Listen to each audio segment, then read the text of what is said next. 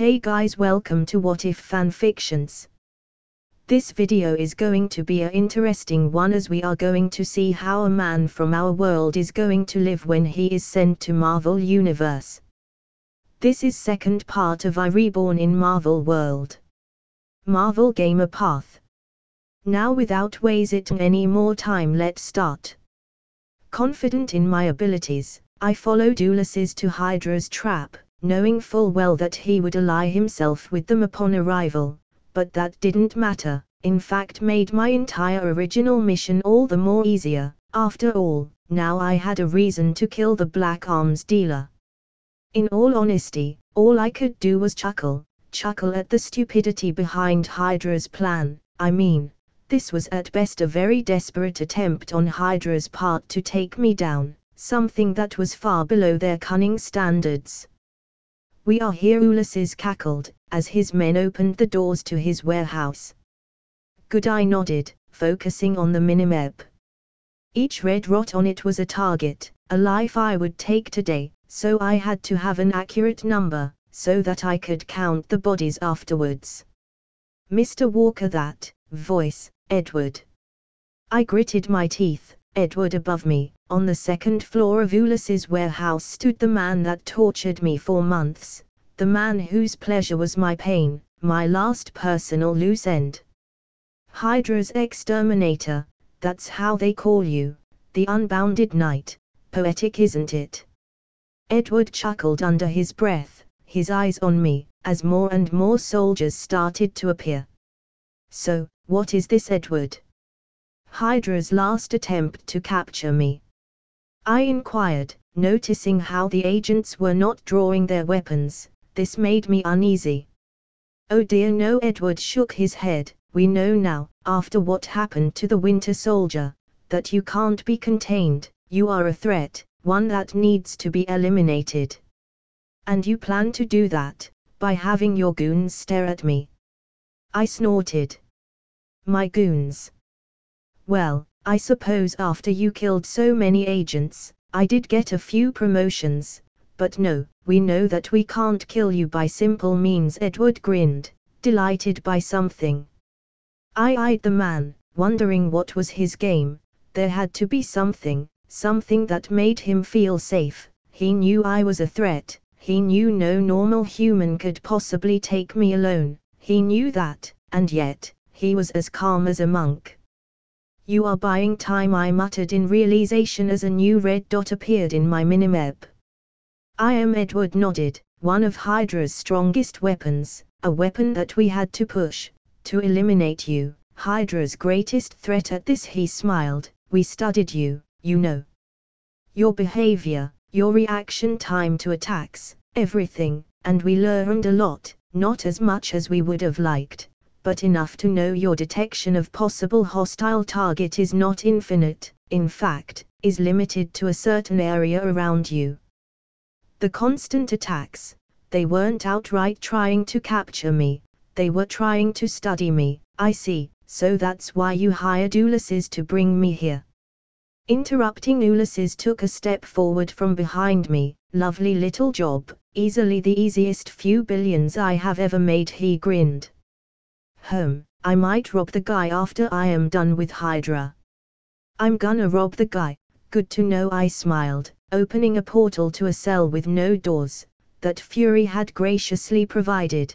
Then as the realization hit Ulysses, I pushed the man into the portal, closing it. "Fuck my life," Ulysses sighed, before the portal fully closed. As I was saying, you hired Ulysses to keep me focused on what was inside the base, and not what was coming. I chuckled, a humorless chuckle. "Yes, the man was paid a few billions for his service, and he performed admirably," Edward nodded, as the new red dot I had seen on the minimap arrived at the base. Using sight, I went to where this new enemy was, and was shocked. Hydra Hive LV-131, the man, no, the creature they had brought looked like it came from a nightmare. His entire body was made out of worms, no parasites, small and big ones all squirming around, and to top it all, the closer I looked, the more disgusted I felt with what I was seeing. Each and every single of these parasites had an HP bar, all of them making hive. The worst part was, that within all of that, I saw a man, being eaten by its newfound powers, suffering a pain like no other. Hydra created a monster. I hissed. Hive was supposed to be a project for the future, soldiers blindingly loyal to us, because they simply had no choice. You pushed his creation. Edward grinned, bowing. Behold, Hydra's first step to world domination. At this Hive came into view, his steps making wet slimy sounds. You must be the one I must kill. Worry not, Mr. Walker, after your death, I will make sure Emily comes back to Hydra. After all hives need a queen. Edward smiled at me. You must really want to die, I assure you. There are far easier ways to do so, I growled, my eyes on Hive. For now, nothing else mattered. I had to kill this abomination. The rest was inconsequential. Hive had to die, and then, the mad minds that created him. New quest created equals destroy prototype Hive. Prototype Hive is a mutant abomination, an experiment transforming a normal agent into a weapon with undying love for Hydra. Should you fail on defeating Hive, the world as you know it will forever change. Objective: kill Proto-Hive. Rewards: 5.000.000 EXP. Failure: death. I looked at Hive as he, or it approached me, his eyes filled with something I quite couldn't read. Hate, hope, suffering. I couldn't really tell. With each step there was a sick, wet sound, like lips smacking over something slimy. A few steps from me, its head slid from his torso and toppled to the floor, startling me, for even on the ground, it was looking at me. Time to die. It grinned, the wet sound of his movements getting louder and louder. Soon enough the body started to break down, to shake, to bubble with movement, like a swarm of worms trying to break a water balloon. This shit is disgusting, I muttered, creating a shield around me. The parasites that broke from its body started to circle me, each one being between 5 to 10 inches long with rows of tiny teeth that made them look like leeches. Enough, I said, blasting the creatures with a few mana bolts. For whatever they were, I didn't want to touch them. Something inside me told me, it would be a very bad idea to fight this as a melee. The last things I wanted was to give one of those things access to my body. Fast, and with a slimy sound the creatures that once circled me regrouped in 4 points, making a square around me. Then, with a low but audible hissing sound they started melding into one another, creating 4 masses of abnormal, bloated things that grew into 4 glistening towers of darkness. Now, instead of one, I was facing 4 creatures. They had reformed, taking the shape and color of what I could only describe as nightmarish creatures, born from the imagination of Lovecraft himself. You can't beat us, you can't kill the many, the 4 abominations hissed, the 4 walking towards me. You're a parasite, I legit only need $10 and a Walgreens, I shot back, laughing at my own joke.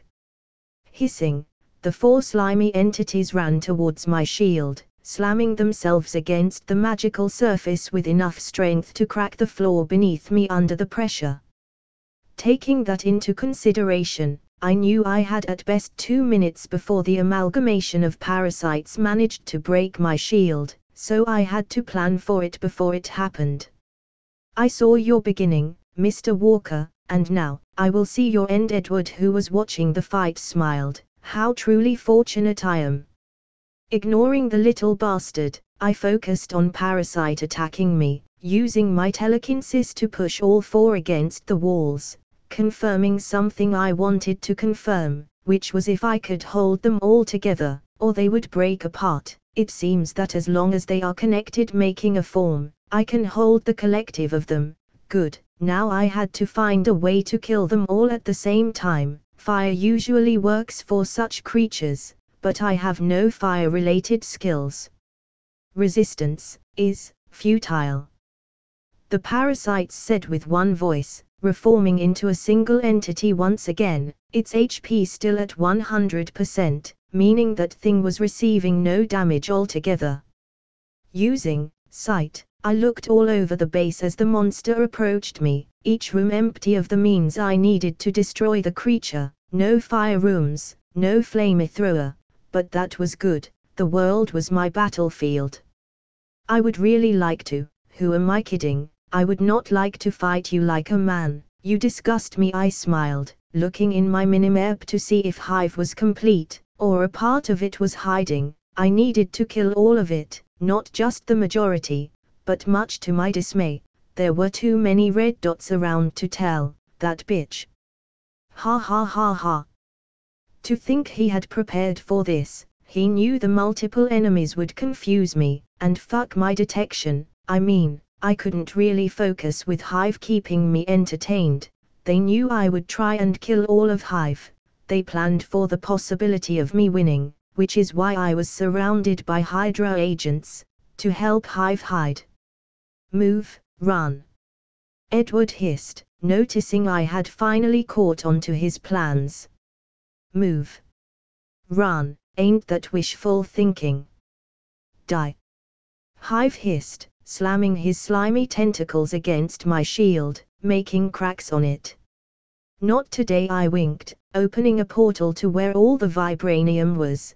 Then after jumping into the portal, I checked if the room was clear of enemies, and once I had confirmed such thing, saved all the vibranium in my inventory. With that done, I jumped back to the portal that was still opened, slamming against Hive with my shield.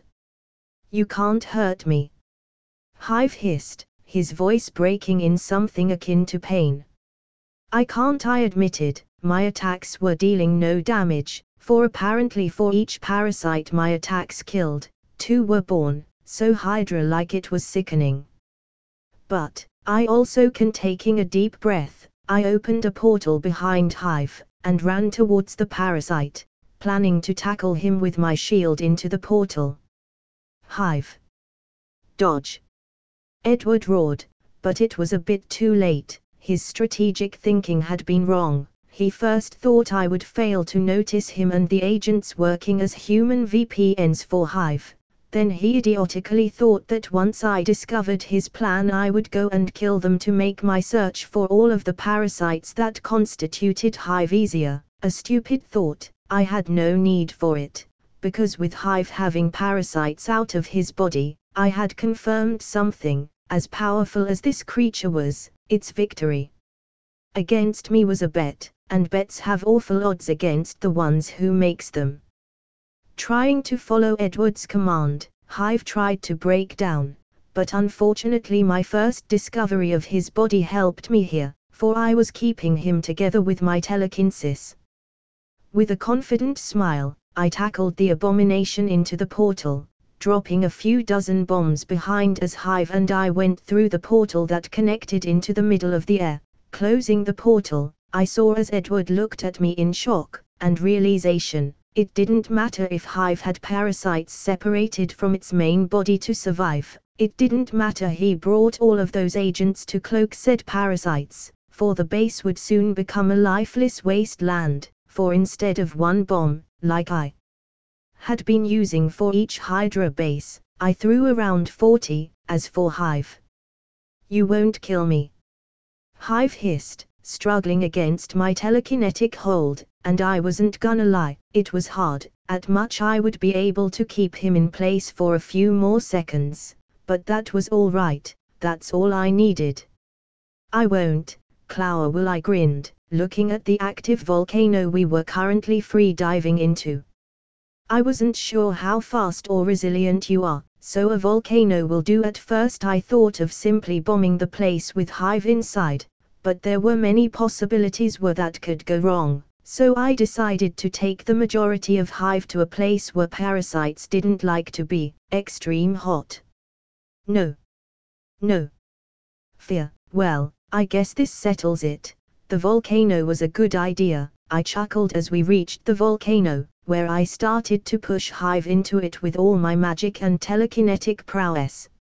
Its struggles were stronger now, and I could barely hold it in one piece as it was, but before its form could shatter into a million worm-like entities, I shoved the abomination into the active volcano, with me being a few meters away the extremely hot lava, seeing how Hive hissed in pain, before its life faded away. Quest completed equals destroy Prototype Hive. Prototype Hive is a mutant abomination, an experiment transforming a normal agent into a weapon with undying love for Hydra. Should you fail on defeating Hive, the world as you know it will forever change. Objective: kill Proto-Hive. Rewards: 5.000.000 EXP, immunity to all forms of parasites, parasite killing blood. You have leveled up. Level 125. I guess it's not bad, looking at my mana. The shield alone that consumed 80% of my mana, and the struggle with Hive the rest. I would need to stay in place for a while. If there was something I had learned about this entire ordeal with Hive was one thing: my enemies were ever evolving, and I needed to keep up. That day when I defeated Hive a few weeks ago, the solution was simple, because Hydra once again had underestimated the reach of my abilities. But one day, my quick thinking would not be enough. One day I would face enemies that would not underestimate me. That day, had I not connected the dots with Hive, well, I would have lost, as simple as that. A parasitic being that seemed impervious to normal damage was something I was not entirely equipped to deal with, not yet. This experience had also made me understand that I needed both magic and brawn to face this world. Not one, without the other. As for Ulysses, I handed him to S.H.I.E.L.D,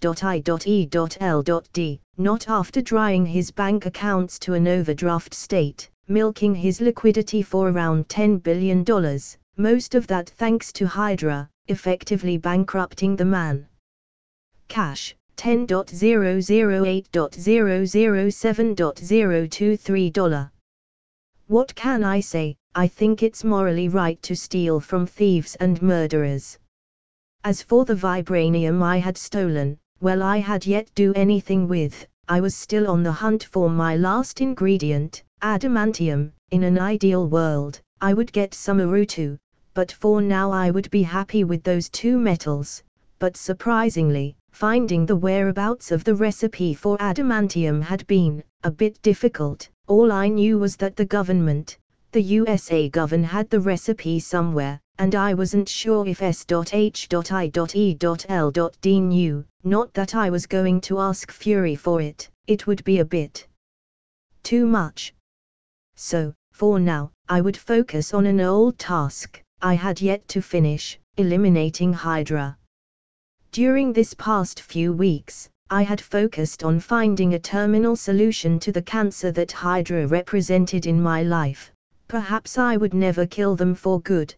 The gods knew that as long as one man remained, a kingdom could be rebuilt, but I could make it so they would become irrelevant, inconsequential beings in the great scheme of things. In the end, my mission was not eliminating Hydra, but turning Hydra into a joke, from the most terrible organization the Earth had seen, to nothing.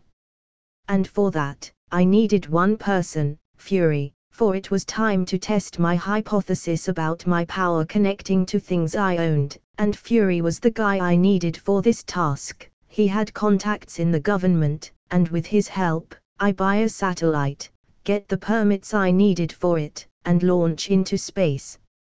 I certainly had the money for the experiment, so why not?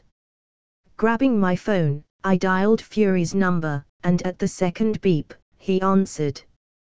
"What motherfucker are you hunting now?" was the first thing Fury said as he picked up the phone. "None of that," I chuckled, "I actually need a favor." Fury remained silent for a moment. "In what can I be of assistance?" "I need you to help me in getting a satellite into space," I replied.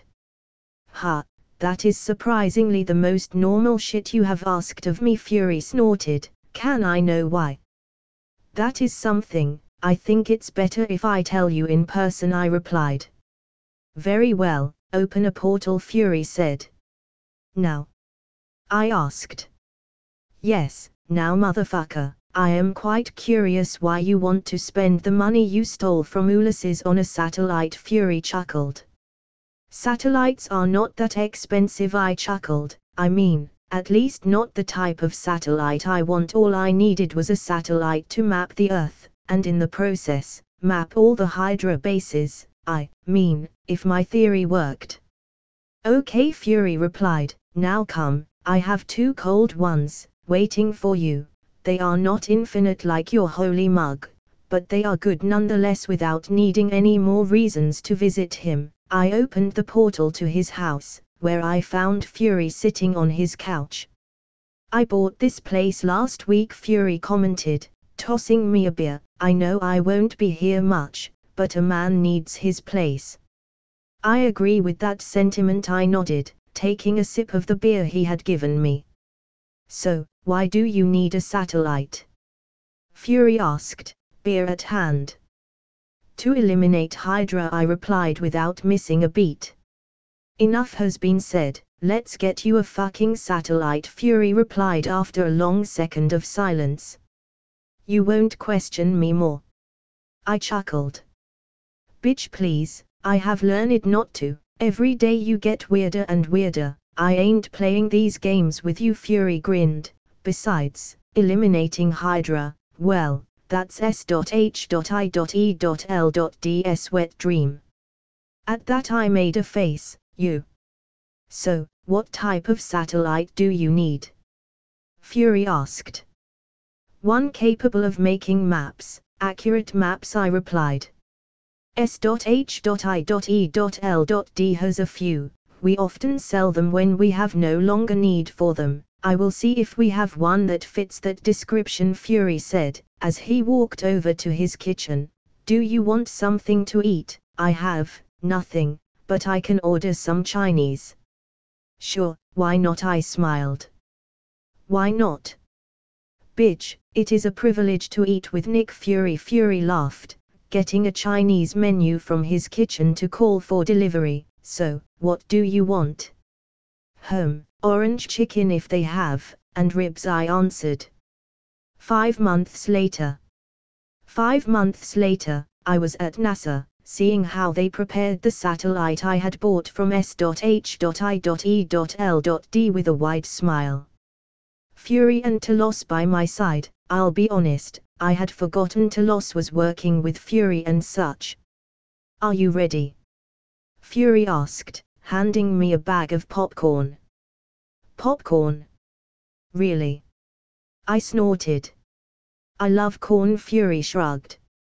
And with a boom, my satellite was launched into space, and now it was all a matter of waiting to see if the $200 million I had spent would work. In any case, it would though. I would find the satellite a use, but I was really hoping it would work. In the midst of such an important event, my phone rang. I saw the sign and it opened up my eyes. I saw the sign, life is demanding without understanding. I saw the sign and it opened up my eyes. I saw the sign, no one's gonna drag you up, to get into the light where you belong. But where do you belong, Tilda? Is that your ringtone? Fury started laughing. That's the whitest shit I had ever seen. I rolled my eyes at him and took the call. Walker speaking. Mr. Walker, it's me, Charles. Charles called me. That only has one possible explanation, Bucky. Mr. Barnes is ready. At this I heard Charles hand the phone to someone. Bucky, I presume. I said. You saved me, Bucky replied. That I did, I chuckled. I want in, Bucky replied. On what? I already knew, but I wanted to hear him say it. On taking Hydra down, I want in. They took everything from me. Only by destroying them, I can start to atone for what I did, Bucky replied, his voice sounding full of guilt and self-hate. Then, welcome to the team, I replied, as a smile spread over my face, not because of Bucky joining, but because my satellite had reached space, and like porn ads, Hydra bases were appearing in my map. Their demise was now within my hands. After Charles' call, I opened a portal to where the old doctor was, to find him and Bucky talking about the old days. At my arrival, Charles tensed, and so did Bucky, but in a different way. Unlike Charles that looked at me with a sense of guilt, Bucky looked at me like he was afraid of judgment. "Hello there," I greeted with a warm smile. "Mr. Walker," Charles smiled, an empty smile at that. "I did what you asked me to do. Mr. Bonds is now clean of Hydra's programming, and is by all means a free man." "Thank you." I honestly was grateful he did what he did. Without his powers, it would have taken me a long time to free Bucky. I heard. "I remember a lot of you Bucky started Hydra. They were planning your demise with a bioweapon they were developing." I looked at him. "Hive?"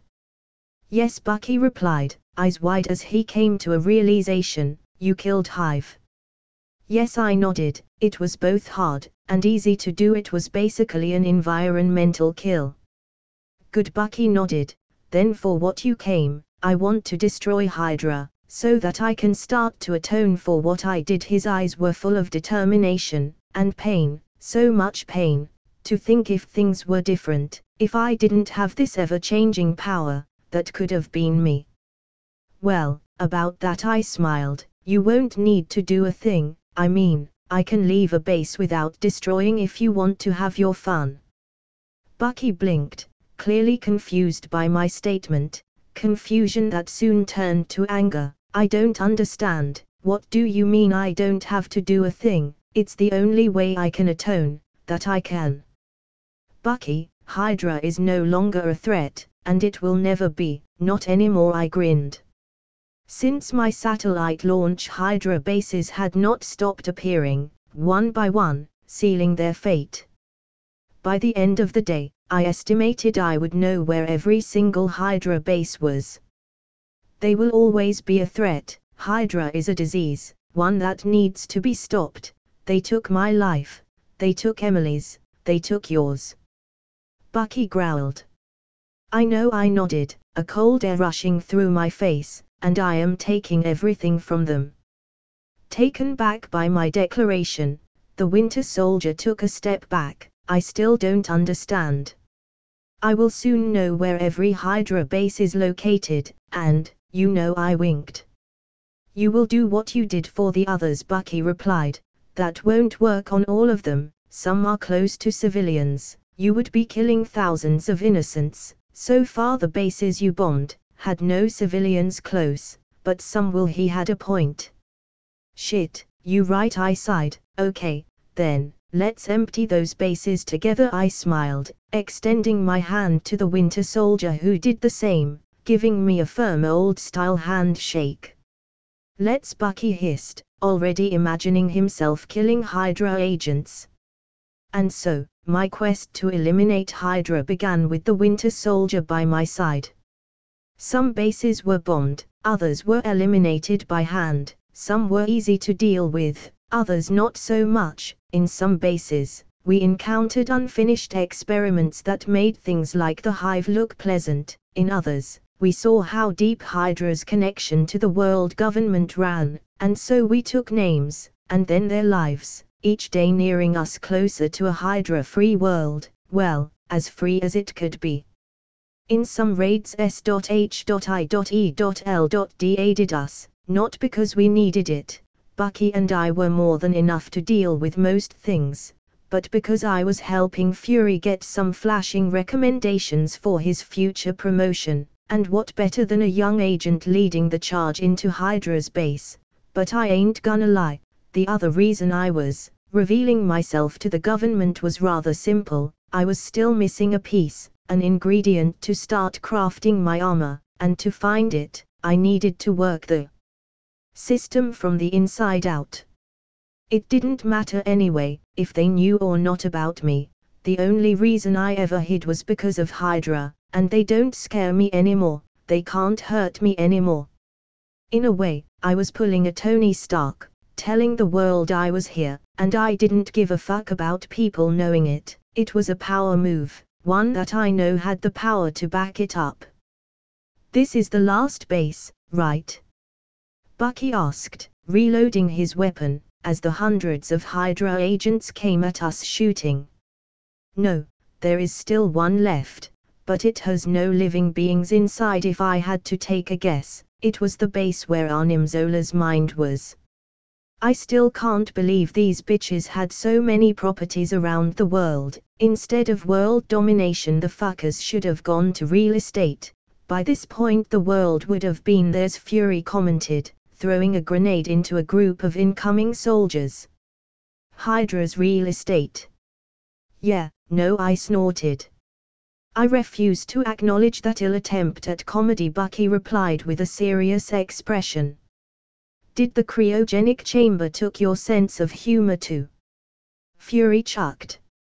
Bucky remained stoic, though in the left corner of his mouth, I could see he was almost smiling. Let's end this, I promised Emily I would let her braid my hair. I am suddenly glad I shave bald style, Fury chuckled. I don't think she would ever ask to braid your hair, Bucky replied, in the kind of tone kids used to say things like, she likes me better than you. Do you believe this bitch? Fury turned to me, as I created a shield around us. Well, he does live with me for the moment, and Emily has taken to him like an uncle, I chuckled. Okay, that's it, I am taking time off next week, Fury declared. I will not let Grandpa Popsicle over there outshine me. I laughed, to think Emily would grow so much on them. Then again, it was one of the reasons I reintroduced Emily to Bucky, she was therapeutic to him.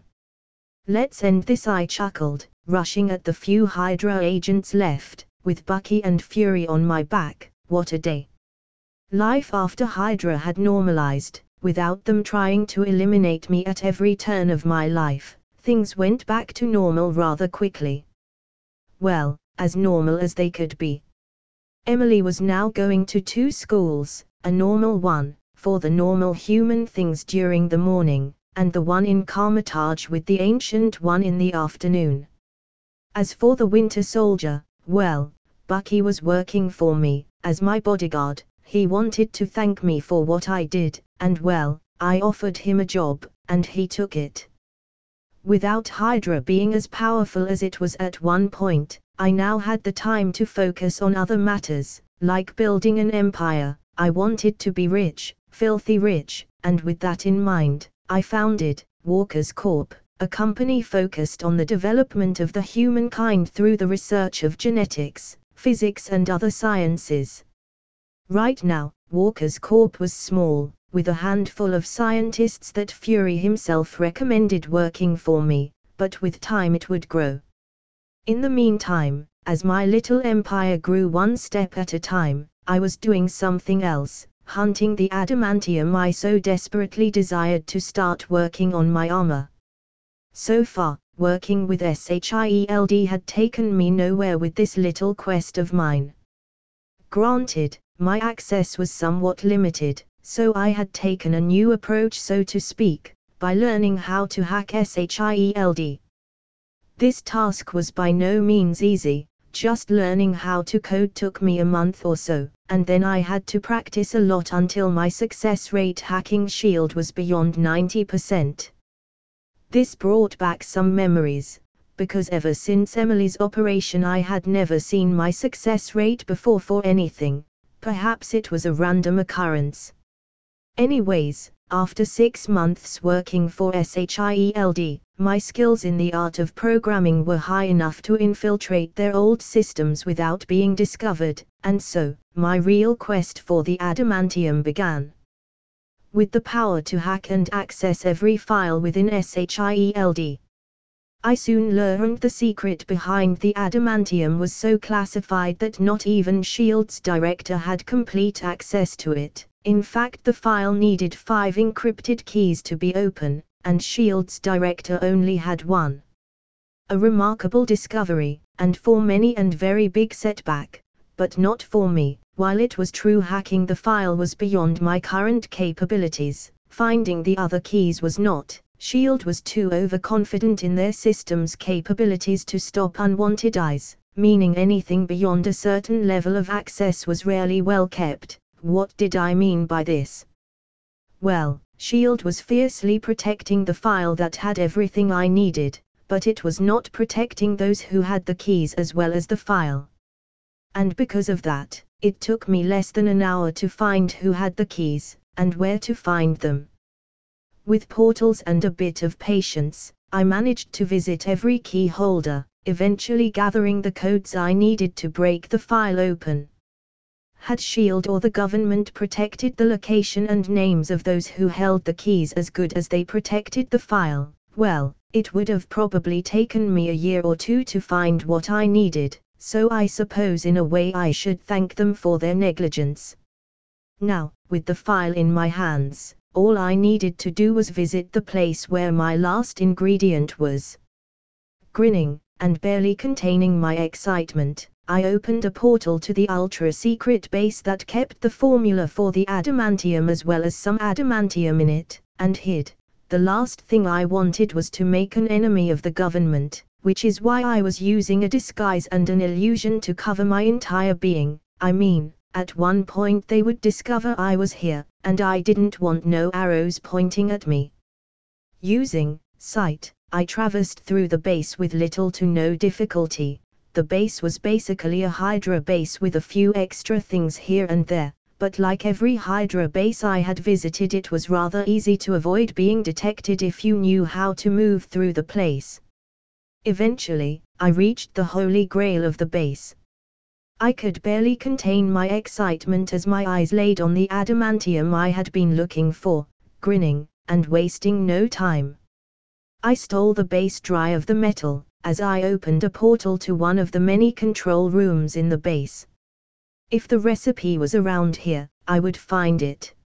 Knocking everyone out before they could even see me, not that it mattered, I was wearing a disguise. With a sigh, I connected to the main computer and searched for the recipe to find it was located on a floor that was below the base by a few hundred meters, a floor that only one entrance, and one exit, both having only one key. Fortunately for me, I had no need for keys. Once again, I opened a portal to the floor below, to find myself in front of a massive safe. It was as big a house, a 3-story house to be precise, with thick impenetrable walls. I guess another portal. I guess portals were becoming my old reliable method of solving problems. Inwardly chuckling at that, I opened a portal inside the safe, this time, finding a hard drive in the middle of the safe. No guns. Or lasers, it's like the government wants to be robbed. Smiling at my own comment, I reached for the hard drive, putting in it on my inventory, effectively completing my quest, though as I rejoiced on that little fact, the alarms of the base went off. Escape is impossible, I heard a deep voice declare through the comms of the building. It seemed the safe had some speakers inside, as well as cameras. Not that it mattered, I was hiding beneath a disguise and an illusion. Well, then I'm about to do what is called a pro gamer move, I replied, opening a portal to Portugal. Why Portugal, you might ask? Well, if they can see the portal, they can see where I am teleporting, ergo, I don't want them having any clue where I am going. And so, my quest was completed, and now, a new chapter of my life began, a forging one. With all the ingredients I needed at my disposal, I started the process of creating Earth's mightiest armor. First, I started with the design, taking inspiration from one of my favorite games, Dark Souls. Then when that was ready, I started the process of forging my armor, using a combination of several skills. Mana forging, a skill I had developed during one of my first Hydra raids, and some of my other blacksmith skills to back that up. The hardest part was making my forge go up to 5,475 degrees Fahrenheit, as it was impossible for any normal forge at the time to go to such temperatures. But the Ancient One helped there with magic and such. It was really difficult matter altogether. For one, vibranium needed more heat than the adamantium itself, making the numbers clash, and for two, once out of my inventory I needed to keep my adamantium above 1500 degrees Fahrenheit, for if it hardened it would be impossible to melt again. It was a completed affair. Both metals were extremely different, and operated under vastly different sets of rules, so to create an armor using both metals was by no means an easy task. But it's like they say, when there is a will, there is a way. And my will was strong. 3 months later, by April of 1995, I had finally done it. With the help of the Ancient One I had created my armor, an armor to help me face what was to come, my very own masterpiece, an armor made of a unique alloy of adamantium and vibranium, unbreakable by any normal means. And with the help of magic, I increased the capabilities of the armor quite a bit via enchantments, and some protection spells the Ancient One added into the mix as a way to make the armor even more resistant to damage. But even with all that, the armor was far from finished. I still needed to add some little adjustments here and there, to avoid being killed under the most ridiculous circumstances. Like for example, meeting another person with magnetic powers. Yeah, take a moment to process that. If I ever encountered anyone like Eric, I would be fucked beyond comprehension, so I needed to make the armor resistant to such events, otherwise I would die a rather gruesome death. As I walk through the valley of the shadow of death, I take a look at my life and realize there's nothing left. 'Cause I've been blasting and laughing so long that even my mama thinks that my mind is gone. But I ain't never crossed a man that didn't deserve it. Me be treated like a punk, you know that's unheard of. You better watch how you talking and where you walking, or you and your homies might be lined in chalk. In the midst of my creative inquisition, my phone rang. Hello, I said, taking the call. Alex, I need your help. Fury spoke through the other end of the line. He sounded serious. Was he perhaps gonna ask me to help him find who stole the adamantium? That would certainly be a bit awkward. Is there anything wrong? Well, I guess it depends on what you measure as wrong. Fury chuckled, a strained chuckle at that. To give you the short fucking version, our friends the Skrull and I used the word friend very lightly, have been keeping secrets from us, and in short have been fucking lying to us.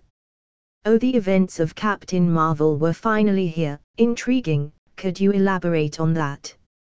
The fuckers never abandoned the plans of colonizing our asses. Well, that I didn't expect. I would have thought our alliance with the Skrull would make them less likely to try and betray us.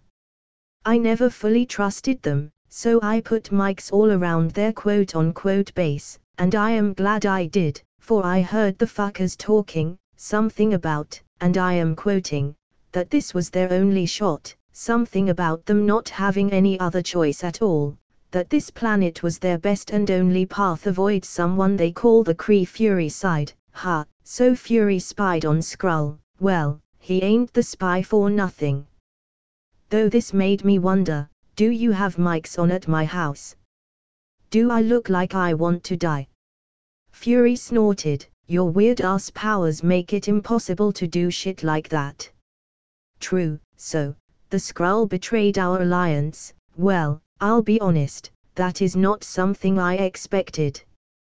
Well, I did, Fury stated, as I snorted in response. What? I don't even trust your ass, why would I trust theirs?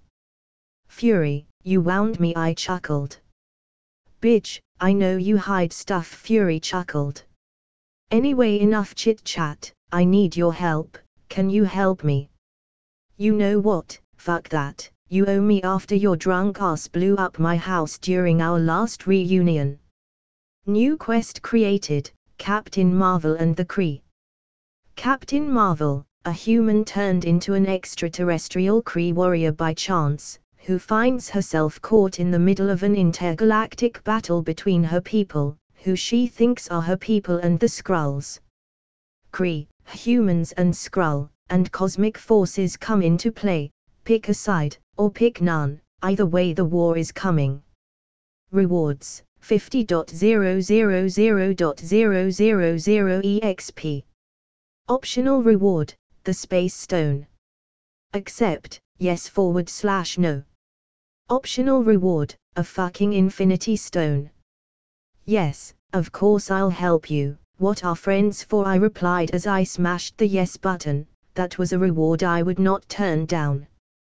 Good, Fury sighed. Now, open the door. At this I heard a knock at my door. I am staying with you until I know who I can trust and who I cannot, also until I can explain to my insurance and realtor what happened to my house. I still have yet to find a lie believable enough for them to believe. I'm sorry, I chuckled, opening the door. I am sorry my ass, you melted my rosewood desk with a fucking magic beam. A mysterious bald lady had to teleport your ass before you melted the entire complex. My neighbors think I made a satanic ritual. You know how hard it is to buy a house when people think you worship the devil. Fury ranted with a small smile on his face. He wasn't truly angry. Okay, you can stay for now, I chuckled. Maybe the cup of infinite spiritus vodka was a bad idea. I really don't remember any of that. Fury was right, the Skrull were planning to double-cross us from the very beginning.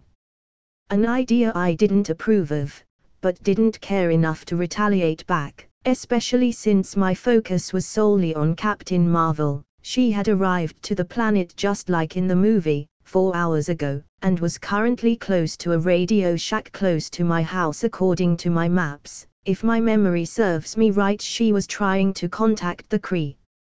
What are we going to do with the Skrull? Fury asked, as he petted Goose. Oh yeah, Fury had no idea I didn't care about the Skrull at all at the moment. My main concern was the Kree. I don't know, I replied. Very helpful. Fury sighed, rubbing his eyes, when all of the sudden he got a text message. I'm gonna get some coffee, you want some? He asked after a second of silence. Yeah, anything, it's good. I nodded. Roger that. Fury replied, grabbing the keys of his car from the kitchen table before leaving the apartment. Once I was alone, I started to try and connect the dots of the events occurring around me. If I remembered correctly, Talos was supposed to arrive at Earth around the same time Captain Marvel did, but he didn't. He arrived almost a year earlier, meaning one of two things: one, the events of Captain Marvel in the movie were off, or my presence here had fucked something the timeline as I knew it. This also brought up the question, were the Skrull bad in this reality? I mean, in most comics they were villains, and perhaps in this reality they were too. I mean, for all I knew, some of the MCU material I knew was not really canon. Oh well, I suppose I shall give them the benefit of the doubt. If they do happen to be a threat though, well, I will eliminate them. Time to say hi to Carol Danvers. I chuckled, opening a portal to where she was, well, to the Radio Shack she crashed into. Walking out of the Radio Shack, I saw Carol in the phone booth across the street just like in the movie, talking with someone, her commander. Carol Danvers, Vs LV 219, suppressed. Suppressed, well that's the first time I saw a tag like that. Smiling, I walked up to the booth, and knocked at the glass. Hello. I waved as she turned, turning off her connection to her commander. Hi. Carol smiled, trying not to look suspicious, but I mean, she was dressed like a cosplayer in the middle of nowhere, so yeah, she was suspicious by definition. She was a few levels higher than me, and if the movie was anything to go by, she was stubborn, so I had to tread carefully. The last thing I wanted was to kill one of the big shots of this universe. My name is Alex Walker, and we need to talk. I would love to, but, as you can see, I am busy. She really was a frontliner, her acting skills were painfully bad. I am sorry, Vaz, but we need to talk. I smiled, shocking her, for why would a human know her Cree-given name? Skrull. Carol hissed, punching me in the face. First of all, Orch, second, I am no Skrull, you bitch. I blinked twice, fury was rubbing off on me. Yeah, right. Carol hissed, jumping into the air, her fist glowing. Okay, you want to do this the hard way, let's. I sighed, opening a portal as she descended on me, teleporting her aggressive ass to the Antarctic tundra. You lying bitch. I heard someone say with a chuckle, that someone was Fury. Fury, hey bud, where is that coffee at? I waved at him. You knew something was happening here, and you didn't tell me. Fury chuckled. You didn't tell me either. I pointed out with a knowing smile, I knew the text message he had received was about the Radio Shack incident. You are basically all-seeing, besides, you are my heavy hitter, don't want to tire your ass with detective work, more than not these missions are nothing but an old lady with an overly active imagination. Fury replied. I laughed. Okay, well. I am off to try and speak with a very aggressive lady. I assume she is the one that fucked that Radio Shack. Fury pointed to the Radio Shack in question. Indeed. I nodded. Can you tell me more, I mean, anything at all? Fury sighed. I will in a bit, but first, I need everything you have on Carol Danvers. If she killed a bug and was recorded, I want it, okay? That information would help Carol to understand she was being used, I hoped. Okay. Fury nodded. Just like that. A new voice asked, startling me, it was no other than Agent Coulson. He is unknown, shouldn't we question him too? Question him, huh? Be my guest, in fact, let me get some popcorn. Fury snorted, question him funny. God, I didn't even notice he was behind you all this time, he needs a bell on his neck or something. I chuckled. Sir, do you know this man? Coulson inquired. No agent, I just befriended a random stranger on the street, now get your ass back in the car, he outranks you in SHIELD anyways. Fury replied with just the hint of a smile. He works for, my apologies sir. Coulson bowed, why was he bowing though? I am, a consultant of sorts, but SHIELD decided to give me a title, above most normal agents like you, anyway, I have a very aggressive blonde to talk to, and little time to do it. The last thing I wanted was for Carol to discover she could fly. Okay, while you talk with the possible threat, I will get the files you requested. Fury nodded. Carol Danvers had a best friend, don't remember her name, all I know is she's alive, so bring her to my apartment and text me, I will keep Miss Bitch on the tundra until you do. I replied. Miss Bitch. Fury snorted.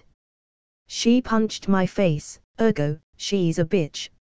I believed in equal rights, and lefts, and knees. Well, I am off to help your ass, and get some coffee too. Fury chuckled, walking with Coulson to his car, as I opened the portal to where I had dropped Captain Marvel. I opened a portal to the Antarctica, where I found Captain Marvel walking aimlessly into the nowhere, cursing like a sailor as she did so. Ready to talk? Or you will try to punch me again? I said, announcing my presence to her from above. Hearing my voice, Captain Marvel halted, turning around baring her teeth like a wolf ready to attack its prey. Try. I got a pretty good hit last time. She hissed. While I was saying hi, congratulations, you punched a guy saying hi, want a medal?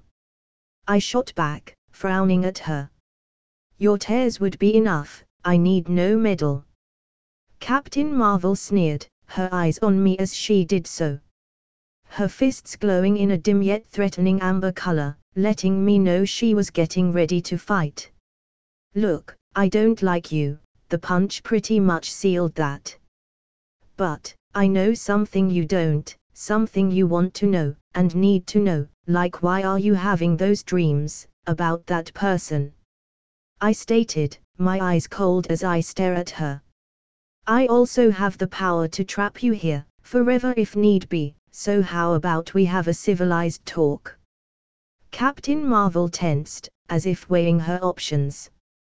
We can talk, she said after a few seconds of consideration, her mouth forming a thin line as she did so.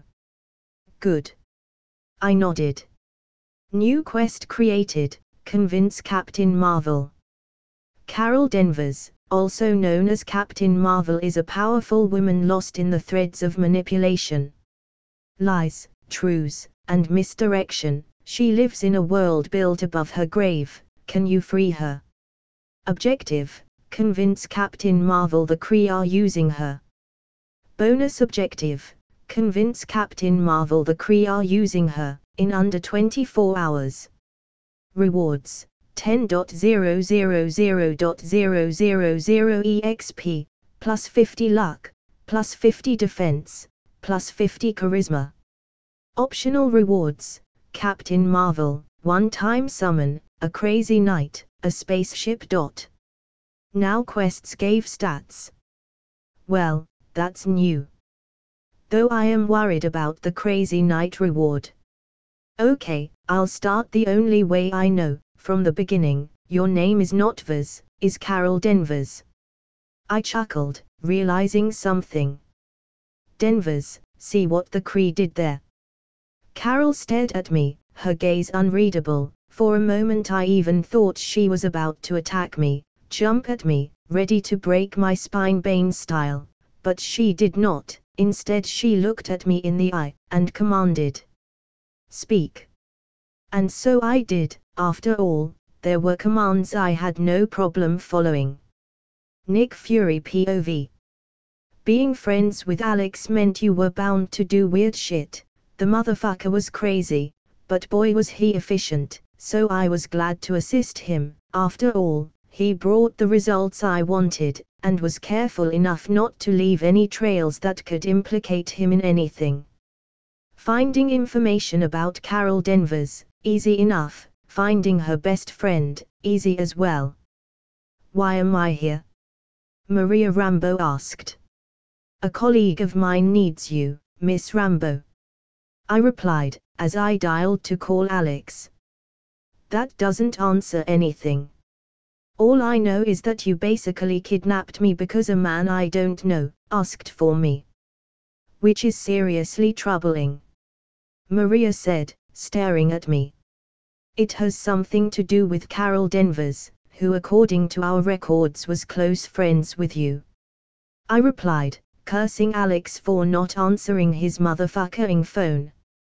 I bought the bastard a satellite phone just for this shit, and he still doesn't answer. Carol died a long time ago. Maria hissed, her eyes telling me enough.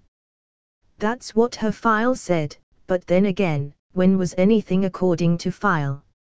I replied, showing her the pic the cameras of Radio Shack had caught. Does she look like your friend? Maria stared at the pic, her eyes going wide. Impossible. She mumbled. Meh, improbable maybe. But impossible. In the world we live in.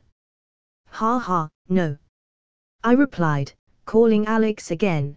That bitch was about to get a slap. Nobody ghosts Nick motherfucking Fury. Sir, do we even know where he is? Coulson asked. God, Alex was right. Coulson was invisible at times. Oh God, I had forgotten all about you. I chuckled. Yes, we know, he is talking with a woman in the Antarctica. Is that woman, Carol? Maria asked, not daring to hope. Chances are, she is. Otherwise, why would Alex ask for you? I replied. Alex Walker POV. Our conversation started pretty civilized, but soon turned into a brawl. Let's just say she didn't agree or believe some of the stuff I had shared with her, and was now trying to, well, kill me. You think I will believe that? Carol hissed, punching me in the face, as I whipped the bitch to an iceberg with a magical whip. If only you could wait, you would see I am telling the truth. I shot back. You want me to believe that all my life was a lie? Carol asked, her voice sounding tired. Not all of it, just the last decade. I replied. What proof do you even have? Carol growled. If you let me answer my phone, I can get you that proof. I growled back. You have 30 seconds. Carol roared. Eat a dick. I roared back, calling fury, who answered immediately. Finally, bitch.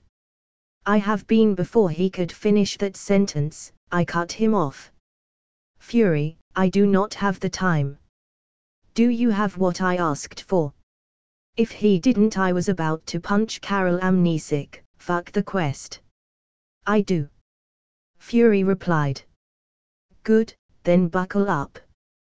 Buckle up for wait. Why did he scream like a little girl? Well, I opened a portal in front of his car, and well, he went right through it, and now was falling into an iceberg. Of course, before he did, I stopped the car with my telekinesis. Is that your proof? Carol said, glaring at me. It is. I replied as dryly as possible. Slamming the door of his car open, Fury came out, as white as the Antarctica itself. You crazy bitch. Enough about that, where are the files, and Maria Rambo? I asked, only to hear a woman mutter. Carol. Yonrog POV. Viz was not replying, and in her mind there were already doubts about our people. Doubts the Skrull had reawoken within her, with their mind-probing machines, releasing dreams and memories into her head that should have never been released to begin with. She was our greatest weapon, our nuclear deterrent, our key to conquest, and now she was in doubt. Our mission was clear now. We needed to retrieve her from Earth, and connect her to the Supreme Intelligence for reconditioning. Or kill her, both paths were okay. For if we couldn't have her, no one would. The Supreme Intelligence summons you. I turned around to see a soldier standing at the door with the summons of our great leader. Understood. I replied, for whatever the Supreme Intelligence wanted, I would provide. Walking out of my station, on my way to the Supreme Intelligence, I started to contemplate about what path I would actually have to take. Killing Viz would certainly prove to be difficult, and wasteful, but if it was what the Kree Empire needed, then I would. But, without her, we had no weapon against the Mad Titan. So and all, it was a complicated affair altogether. Sighing, I opened the door to the Supreme Intelligence and connected myself to the Matrix. Yonrog. The Supreme Intelligence said, appearing as the person I admired and loved the most, me. You lost her. She will return, doubts she might have, but I trust in our training. I trust she will believe us, over those inferior beings called humans. I replied, if not, she would die. Naive, as always, Yonrog. The Supreme Intelligence sighed. Humans are emotional beings, fragile creatures, weak, but is that weakness that will make her our enemy. She will believe, and she will come to us, as our enemy. Then, I will kill her, I declared, which made the Supreme Intelligence laugh. No, we need her alive, for now. We need to extract the source of her power. Once that is done, once we successfully extract the core from her, then we will kill her. The Supreme Intelligence said. Understood. I nodded. Good, now go, and bring me the girl. Carol Denver's POV. Years living a lie, years serving what Alex described as an authoritarian regime whose sole objective was conquering the known universe. For years I thought I was fighting on the right side of this war, but in reality, I was nothing but a fool, being used by others. So, now what? Fury inquired. I don't know. I replied, for I really didn't know what to do right now. Well, I did, but I just didn't want to say it out loud, not yet. So where is the guy that almost gave me a heart attack? Maria asked, looking at Fury. After showing me all the proof I needed to believe him, he teleported us to Maria's house, and left. No one knew where he was, or what he was doing, which had us on edge. Don't look at me, that guy is impossible to keep tabs on. Fury chuckled. But wherever he is planning something. How did he know about me though? I asked, getting Fury's and Maria's attention. I mean, I remember you Maria, I remember Marchvel, but, him, I don't. I don't know him either. Maria added. I doubt you girls knew him. Fury replied. He is a mystery, one that happens to work with us, but all I know about him is at best on a surface level. He has no prints on this planet, no documents connected to him. What he has, what little paper trail he has, is because of me. But in truth, he is a ghost by human standards in terms of information. Maybe he's an alien. I offered, I mean, humans didn't have power according to Cree files. Then again, I had powers, so perhaps he was like me. An enhanced individual. It is a possibility. But, I highly doubt that's the case. Fury replied, opening a can of Pepsi from Maria's fridge. Well, as long as he's an ally, nothing to worry about, right? I chuckled. He is more than an ally, he is Earth's mightiest hero, but that's just my opinion. Fury chuckled. Before I could ask Fury to elaborate on that, the bell on Maria's house rang. Get ready, I said, ready to break some bones if need be. Calm down, Lantern Girl. Fury chuckled, seeing my fist glow. I know who's outside. At this he opened the door, letting in a man with a metal arm come inside. Alex told me you guys needed my help. The unknown man said, looking at everyone around the house, with a look I was all too familiar with, a look trained soldiers had. He was assessing who was the biggest threat in the room, and he did so spectacularly, for his eyes eventually locked on me. I am your ally, I said with a smile, ready to fight if he was. Alex would beg to differ. The man replied with a cold tone. I suppose Alex has his reason, but for now, we are allies. Fury said with a smile. So for now, don't start anything. James. I won't start anything. James replied, his eyes on me. But if push comes to shove, I will finish things. Don't mind him, he's a little protective of Alex and Emily. Fury chuckled. I owe him my life, it's the least I can do. James replied, without missing a beat. He saved mine as well, I think. I replied. Brainwash? James inquired. Apparently. I nodded. I get the feeling then. James said, his tone getting colder. Adorable, but where the fuck is Alex?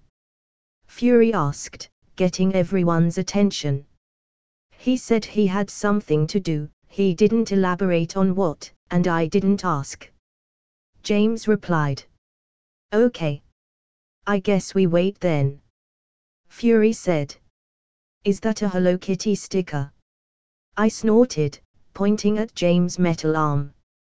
It is. Any problem with that? James challenged with a cold gaze. None. I replied, with a small chuckle.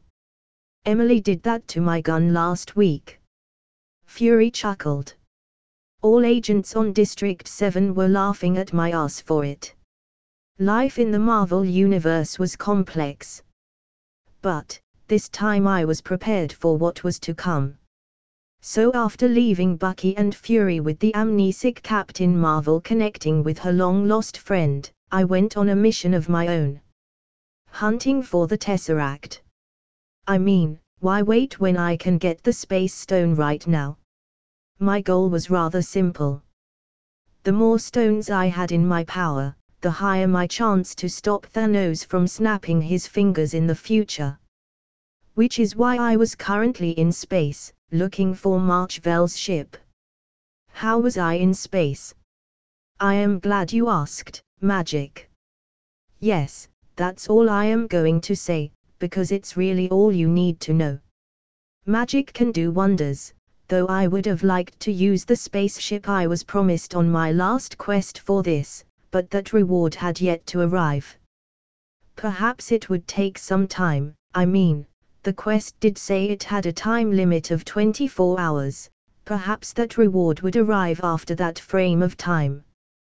There it is. I said to myself, grinning under the spacesuit I was using to breathe in space, at the sight of the ship I had been looking for the last 8 hours. But I wasn't only grinning because of finding the ship, which was a great accomplishment of its own, but mostly because I did it without having a clear idea where it was. I mean, I basically came to space blind, in truth. I only had a rough idea where the ship was, and by rough I mean I knew it was in space, orbiting the planet. The point is, I was happy I had found the ship without having to wait any longer. March-Vell's ship, damaged. Using sight, I looked inside the spaceship that was now within my minimap range to look into, and saw that the ship was currently being inhabited by a large group of Skrulls. Nonetheless, none of them were a threat, so I simply opened a portal to where the Tesseract aka the Space Stone was. In fear, the Skrulls inside froze, staring at me in anticipation. I have no interest in any of you, I said, trying to calm their nerves, as I approached the Tesseract. The Space Stone. As the Infinity Stone that represents and governs over space, the Space Stone grants the wielder absolute control over space itself. It is primarily used to open portals to other locations and can even allow interdimensional travel. But that's just scratching the surface, for the limits of this stone have yet to be tested. Recommended level, LV 230. *** Use of this item before the aforementioned level can cause the following: death, teletransportation to a new planet, astral imprisonment, super death, and other lethal and non-lethal destinies. Stats. I inwardly said. Stats. Name equals Alex Walker. Occupation equals the gamer. Level equals 154. EXP equals 38751/2945123. HP equals TBD. MP equals TBD. STR equals 750. VIT equals 712. Definite equals 625. DEX equals 689. Int equals 612. Char equals 351. Wiz equals 389. Will equals 352. P equals 345. LUK equals 269. Stat points equals 100. Money, 9.075.042.052. Okay, I was a bit underleveled, but I could still safe keep the shining rock. Sighing, I grabbed the tesseract and put in my inventory, for now it would do. Are you a Cree? Someone asked, a child by the sound of the voice. Varank LV2. No. I replied, turning around with a soft smile. Will you hurt us? Another one asked. Raytunk LV29. I shook my head. How about we make a deal, people? I take you all to Earth, and you help me rationalize with Telos about not taking my planet. Deal? I offered a smile on my face. How can we know you mean no harm to us? Another Skrull asked. Lemuria LV23. I mean, I can leave you guys here if you want. It really made no difference to me. I mean, besides feeling bad for the little Skrull girl, I had no emotional investment in them. A female Skrull approached the little Skrull girl, and held her tight as she asked. Do you know where Telos is? Soren LV28. I know he's on Earth, and that he lied to me. But worry not, if need be, I can find him in less than a day. I replied, having a satellite connected to your map did wonders. God, I love my powers. Looking at each other, the Skrulls started to whisper among themselves in their native tongue. You guys don't need to whisper, I do not understand your language, so feel free to talk bad about me in it. I winked at them, waiting for their answer. I will come, alone. Soren replied after a second of silence. Okay. I shrugged, opening a portal to Maria's house, where Fury, Carol, Bucky and others were at the moment. Go ahead. I said, pointing at the portal, as Fury stared at me from the other side. Where the fuck have you been? Fury asked. Collecting stuff. I replied, still waiting for Soren to walk through the portal. Girl, I don't have all day, I have a possible Kree invasion to stop. I said, looking at her. Sorry. Soren apologized, as she walked through the portal only to jump back in fright as she saw Carol. Kree. Soren cried in fear, as the portal closed on her as she tried to get back on the ship. She is, or was. How are we, on that? I asked Carol. Not Kree anymore, that's for sure. Carol replied, avoiding Soren's eyes as she did so. She was feeling guilty. Well, that's interesting. So, wanna go back to the ship and clarify to your people I didn't kidnap you? I mean, the last thing they heard before the portal closed was your cry for help. I said, looking at Soren. I would, yes. Soren nodded, her eyes on Carol. She was still afraid, less, but still. Okay. I smiled, opening a portal to the ship, letting Soren clear out the situation. So, can we know why were you on the Skrull ship? Fury asked, and I shook my head, as Carol looked at me with a knowing look. Fuck. She knew. Well, it's not like it was a secret, but it was a conversation I wanted to avoid, like the sex talk with Emily. With Soren on Earth with us, all I had to do was find Telos, and try to convince him not to be a bitch, which was easy enough thanks to my satellite, and my knowledge of his actions in the movie. I mean, the guy had replaced the director of S.H.I.E.L.D. by now, which made my search way easier and shorter. Anyhow, once I had his location, I teleported to him with Soren, and slapped him for lying to me. With the bitch slap out of the way, I proceeded to offer him a deal of sorts. He would start being honest, and I would help him fight the Kree. With Soren on his arms, he accepted, albeit he was a bit reluctant to do so. How can I know you won't hurt my people? Telos asked, his eyes on me. You can't.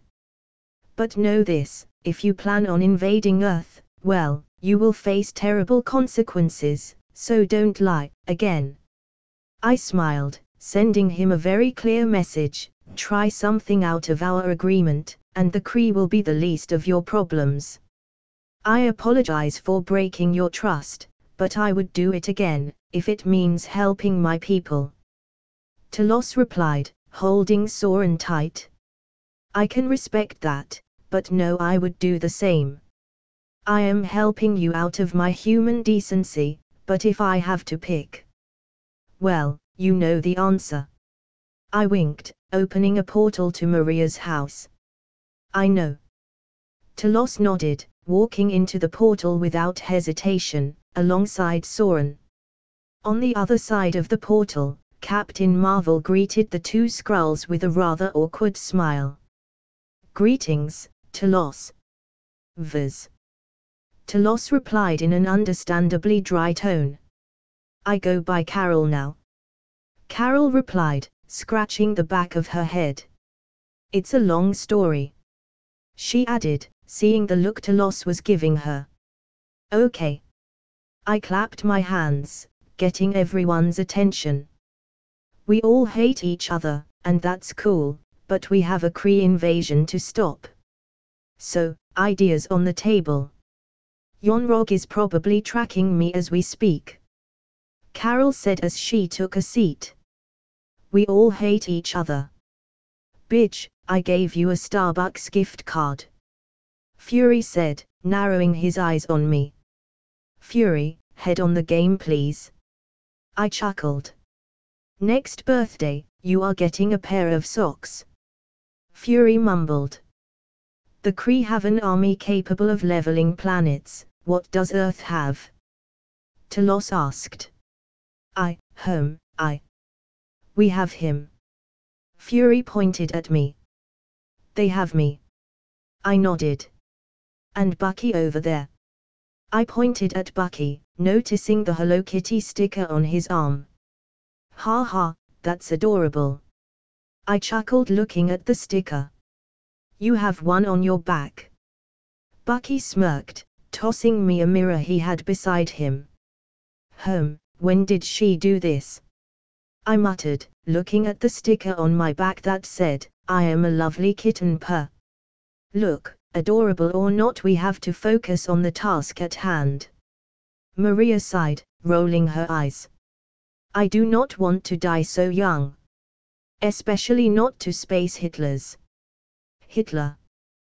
Telos inquired.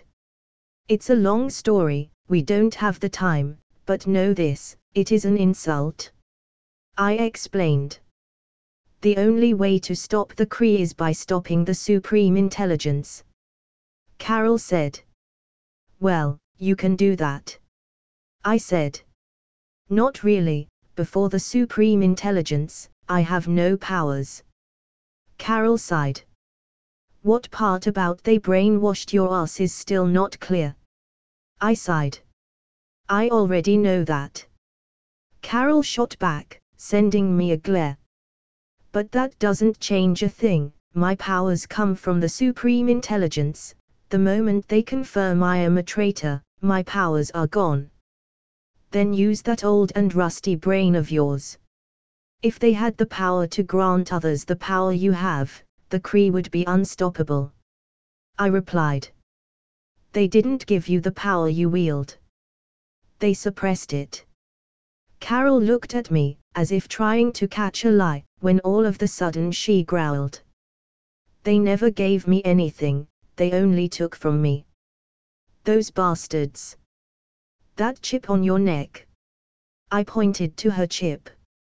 It's a regulator, it basically limits the power you can use. Without that, you alone could fuck the entire Kree Empire. She could, what now? Telos inquired in clear shock. She was powered by one of the strongest artifacts in the universe. Her power level is to be expected. I wanted to say over 9,000, but it felt cheap. Do you know how to remove the chip then? Carol asked. No. I shook my head. I know you can fry it though, by letting your power flow free, but how can you do that? No idea. Let my power flow free. Carol sighed.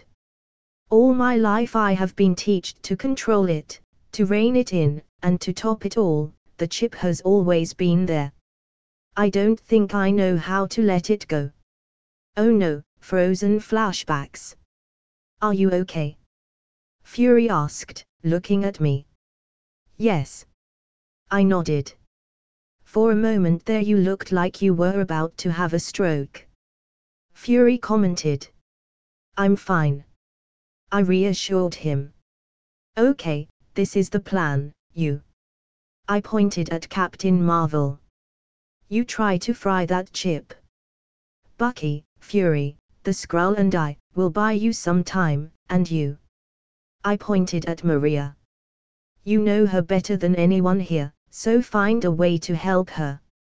I can't let you guys fight my fight alone. Carol shook her head. Fine. Well, if she wanted to do this the canon way, I would be happy to oblige. Then, we all go and fight together. I kinda felt Captain America right now. Sounds good to me. Bucky nodded, cocking his gun. I suppose dying in a Star Wars remake it's as good as any other death. Fury sighed, putting on his sunglasses. I am not going. Maria declared, fucking the moment. With our pseudo-Avengers team ready, or as I like to call them, the Beta Avengers, or would-be Alpha. Anyways, with the Beta Avengers ready, I opened a portal to Marvel's ship, where our enemies were already ransacking her ship looking for the Tesseract. The Kree. Talos hissed, as I looked around, assessing their levels. None of them were above level 40, this would be easy. Let's do this. Bucky said, smiling ever so lightly as he jumped into the fray, gun at hand, killing a few Kree with relative ease. Cracking my neck, I smiled at the Kree as they tried to stop Bucky, who proved to be superior to them in every possible way. Let's. Grinning, I summoned a pair of whips using Eldritch Whip, and grabbed two random Kree by the neck, then I proceeded to slam them against the walls of the ship until there was nothing more than a puddle of blue blood to remember them. Holy fuck, that was brutal. Fury whistled, taking cover behind me as he did so. Why are you behind me? I asked, with a smile. I'm not bulletproof. Bitch, you are. Fury snorted. And even if you are not, I don't give a fuck. At this I laughed. Meanwhile, Captain Marvel and Maria started to gather the Skrull in a single place for me to evacuate as we planned. How about you guys surrender? I asked, as Bucky snapped a random Kree's neck with his metal arm, as if the alien was a very brittle cracker. How about you do that? Yonrog LV-61. We just killed 8 of yours guys in less than a minute.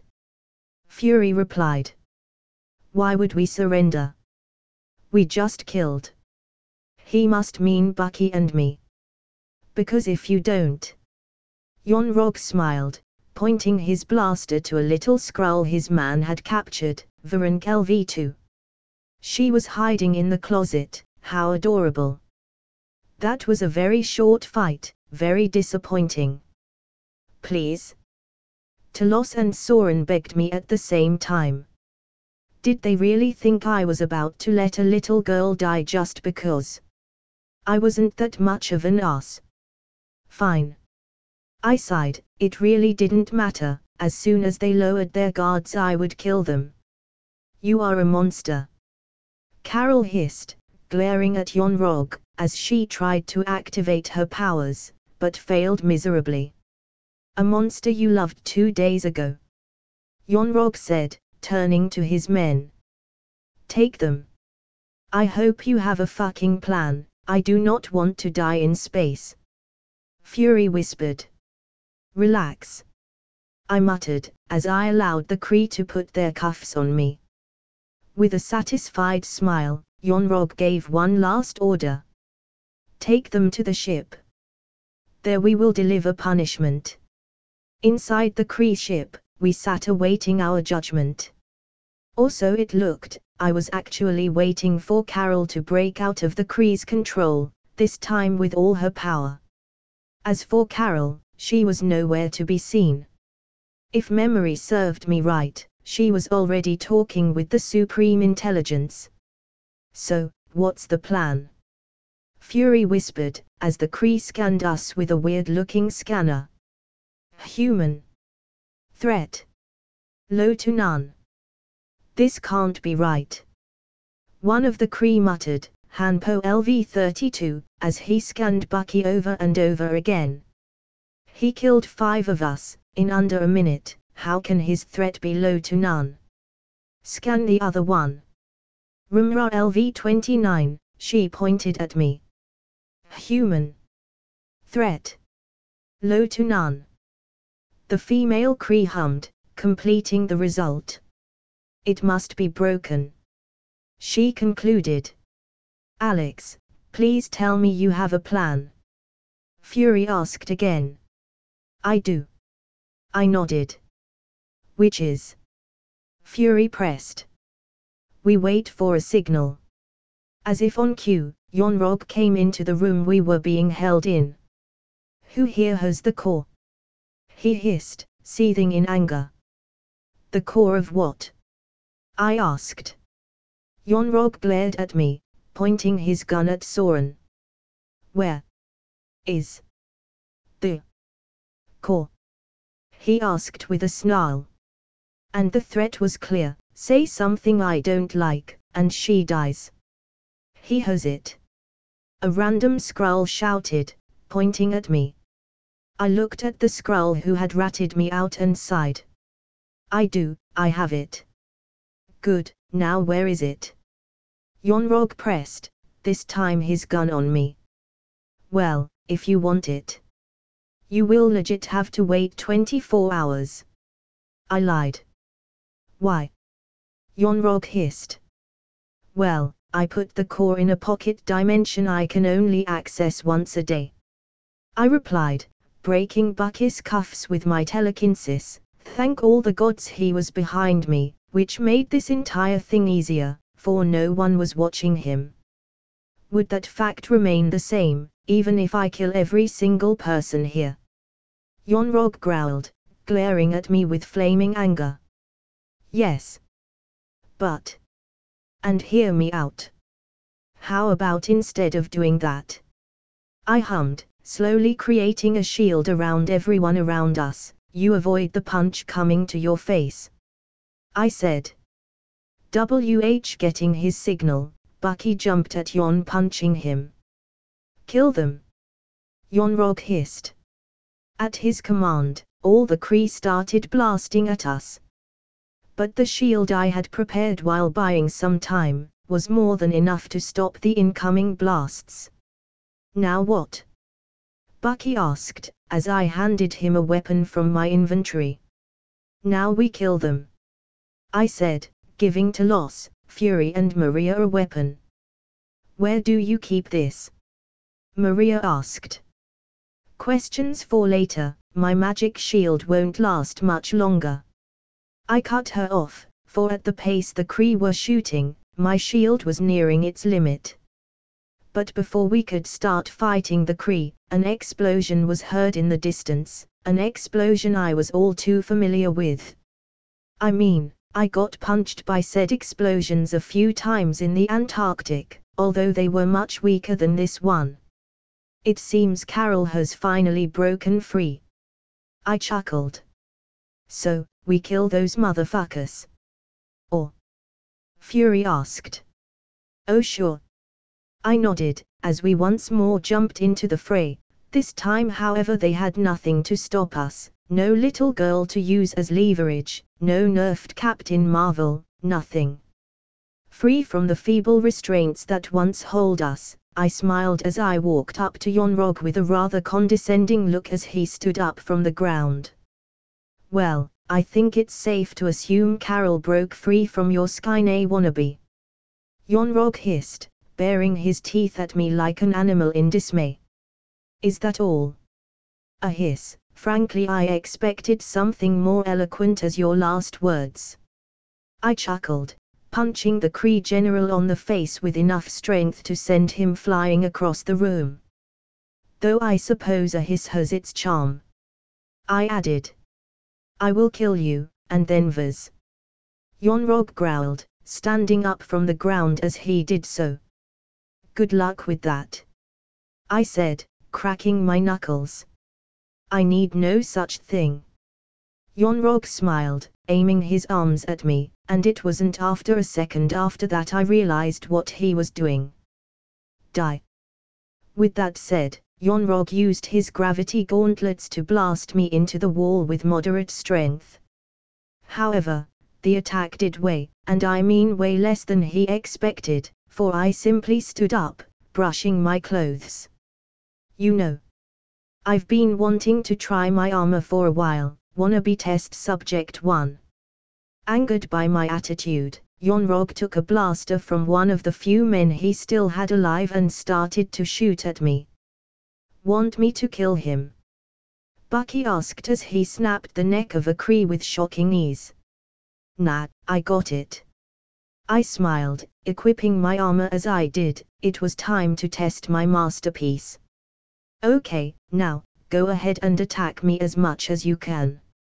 I said, armor on, ready to experiment. However, before I could even get hit by the Kree general, a violent roar was heard at the distance, the sound slowly approaching with each passing second, making the intensity of the roar grow exponentially. Yonrog. I guess I won't get to test my armor. I sighed in disappointment, as Carol blasted through the walls like the Kool-Aid Man, coming into view. I am free, Yonrog. Carol grinned, glaring at her former mentor with pure unadulterated anger. Carol Danvers, Captain Marvel LV 270. Level 270. That was quite a jump on power, though I expected her to be stronger. Perhaps with time her level would increase. So, you got this? I asked Carol. Nice armor. Carol complimented. I know. Of course it was a good set of armor, I made it. Well, if you are gonna kill him, then I'm off. Evacuate everyone. Carol said, turning to look at Yonrog. You heard the lady, let's go. Fury agreed. Not gonna lie, I was a bit disappointed I didn't get to test my armor and such, but all and all, the Kree were cannon fodder for me. All I was doing here was buying Carol time to deal with Windows XP to unlock her powers. Now that my mission is complete, I had no real reason to care for the Kree. Fine by me. I nodded, opening a portal for everyone. I am too human for this shit. Fury sighed, as he watched the Skrull walk through the portal. Even your fucking cat is better equipped to deal with shit like this. To be fair, he is an alien cat. I chuckled.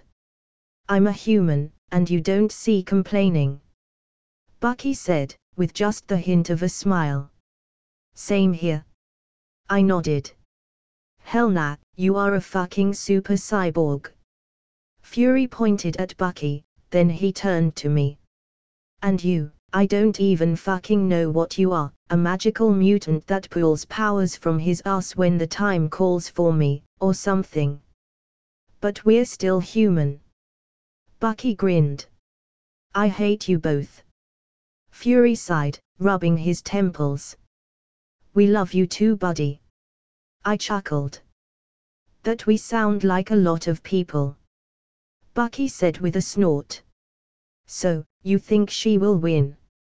Fury said, pointing at Carol, who was now currently beating the ever-living shit of Yonrog. Forget I asked. I almost pity the bitch, but my pity lake is pretty much empty, so. Are we missing anyone? Talos asked, being the last Skrull still in the ship. Checking my minimap, I confirmed he was the last one and pushed him Spartan style. So, ready to go back to Earth? Yes. Fury nodded.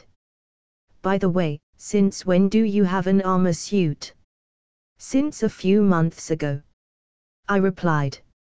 Looks sturdy. Fury tapped the armor, narrowing his eyes at me. Too sturdy. His eyes narrowed even more. On a scale of 1 to 10, how illegal is this? 0. I replied with a smile. A 12 it is then. Fury sighed. You are a pain in my ass. With that said, Fury walked through the portal, followed by Bucky and then me. 2 hours later.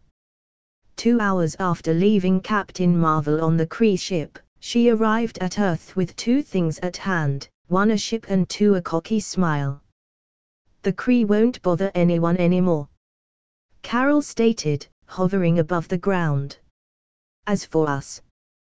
Well, as soon as we got back to Earth I started a barbecue, inviting the Skrull, Maria, Fury, Eric, Bucky and the Ancient One. Dad, who's the shining lady? Emily pointed at Carol as I flipped a burger. I don't know. I shrugged. You know I can hear you, right? Carol said. Oh Carol, sorry. I didn't see you there. I waved at her with a smile. So, while I fought to the death, against an army, you guys started a barbecue? Carol asked, her eyebrow raising as she looked around. That would be an accurate assessment. The Ancient One nodded. I could have died. Unlikely. He was ready for that outcome. Eric grinned, levitating the black flags I had under my truck. Who are you two anyway? Carol asked with a chuckle. I'm Eric, a friend of Alex. Eric replied, going back to his station. The beer-tossing station. I'm the Ancient One. The Ancient One replied. And that is supposed to answer my question. Carol pressed. Not really, but it is all I am willing to share. The Ancient One smiled ever so lightly. Fine by me, anyway. This is for you. Carol sighed, tossing the ship in front of my grill. You almost ruined my burgers. Nothing gets between a man and his meat. Sorry, but I thought you would want the ship, as Fury said you were interested in space and such. So here you are. So that's how I got my ship reward, odd but I'll take it. Now, for the other matter at hand, I need the core. I knew this time would come, just not this sooner. Yeah, no. I replied, flipping my burgers. I wasn't asking. Oh shit, here we go again. I eyed Captain Marvel as I sighed, turning my grill off. I won't give you anything. I said, getting ready for the worse. And I said, I wasn't asking. You have no idea the power that thing has, it needs to be in the right hands. Carol said, her tone bordering the lines of a threat. I'll put it in terms you understand. I smiled. Not even in death, I will give you the core as you call it. Captain Marvel looked at me, giving me a long scrutinizing look as she did so. I can make you. She grinned. Go ahead. I challenged her. You are stronger than me, at least now you are. So go ahead, beat me up, I will put up a fight, but considering the power you now wield, I will lose, but no matter how much you punch me, the core stays with me. Sorry, Fury here. Fury said, getting our attention. The fuck is the core? An item of unimaginable cosmic power. Carol replied. In the wrong hands, could bring the end of the world. Which is why I am keeping it. I added. I said you are not. Carol said, glaring at me. What's that? Sorry, I couldn't hear you over how much I don't give a fuck about your opinion. I replied. You really want to fight me? Carol looked at me, with a smug smile on her face. If I have to, I will. I shrugged. You already know what will happen if we do. Carol said, her fists glowing, but before she could take another step, Eric shut her up by throwing my truck at her, blasting her into the ground. I was getting tired of the conversation. Eric said, looking at me. How strong is she? Stronger than Vuk, weaker than Jean. I replied, equipping my armor. Great.